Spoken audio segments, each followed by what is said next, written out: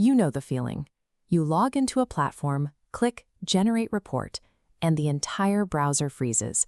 The screen is grayed out, your cursor turns into a spinning wheel, and you can't click anything else until that file finishes building. You are entirely blocked. Now, imagine 1,000 users trying to generate that exact same report at the exact same moment. Every single request grabs one of the server's processing threads and holds onto it, waiting. Within seconds, the server runs out of available threads to answer new requests, and the entire website crashes. To understand how modern platforms survive these massive traffic spikes, we have to look at the hidden architecture of the internet. Drawing from veteran tech executive Sriram Gopalan's book, Bridge the Gap, we will unpack the specific design choices that keep the web from melting down. This diagram shows the core difference between a system that crashes under pressure and one that survives. The red path is a synchronous system. It operates like a phone call. You ask for a report, and you are put on hold until the server finishes. The green path is asynchronous. It works like an email.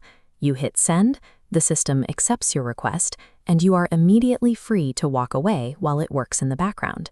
In high-traffic environments, engineers prioritize background processing over instant, synchronous responses. Accepting a small delay in completion is often the specific strategy that keeps a global application alive. So, if asynchronous processing is the solution, how do developers actually build an email-style background system that can absorb a sudden rush of users? In this system diagram, the application mimics a restaurant. Incoming API requests are waiters. They take orders and slap tickets onto a message queue. The waiters return to users, while back-end servers, the chefs, pull tickets off the wheel only when they have capacity to cook. This queue is a digital buffer zone. Even if 1,000 orders come in during a single minute, the waiters just stack the tickets on the wheel. The chefs never get overwhelmed because the queue acts as a shock absorber, pacing the workload out over time. But queues have a major vulnerability: bad data. Imagine a user submits a corrupted file, or in our restaurant analogy, a waiter submits a ticket that demands the kitchen cook a unicorn. A chef grabs the ticket, stares at it, tries to cook it, and crashes.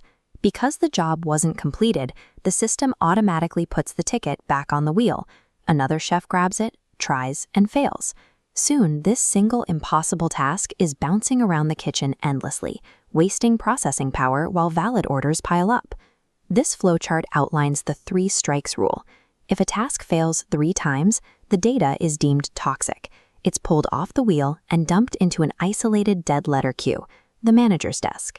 The kitchen keeps humming while an engineer reviews the broken ticket later. A resilient architecture operates on the assumption that errors will occur. By isolating toxic data early, engineers ensure a single corrupted request cannot halt the entire flow of the business. Now, what happens when a single user action needs to trigger multiple events at once?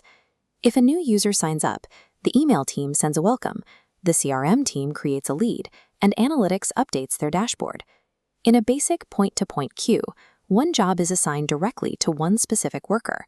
If you need 5 different departments to react, the main server has to manually write and send 5 separate tickets, creating a massive bottleneck. To solve this, engineers use a broadcast model called publish-subscribe, or PubSub. Instead of assigning tasks directly, the primary service just yells the event into the void. A new user signed up. It operates exactly like a social media feed. The independent services, email, CRM, analytics, simply subscribe to that feed, hear the announcement, and react on their own time. By decoupling these systems, a tech company can scale up. They can add a completely new back-end department tomorrow that simply listens to the existing feed, without ever needing to touch or risk breaking the core application code. But even with perfectly optimized queues, asynchronous systems face hard physical limits.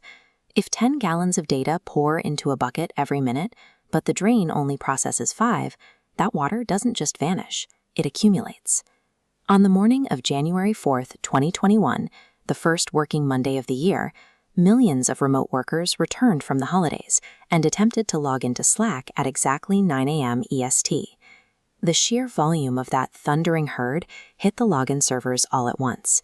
The incoming fill rate of new logins completely outmatched the server's drain rate. Slack's queues filled to maximum capacity, the buckets violently overflowed, and the entire platform was taken offline for hours. Every architectural choice comes with a physical price.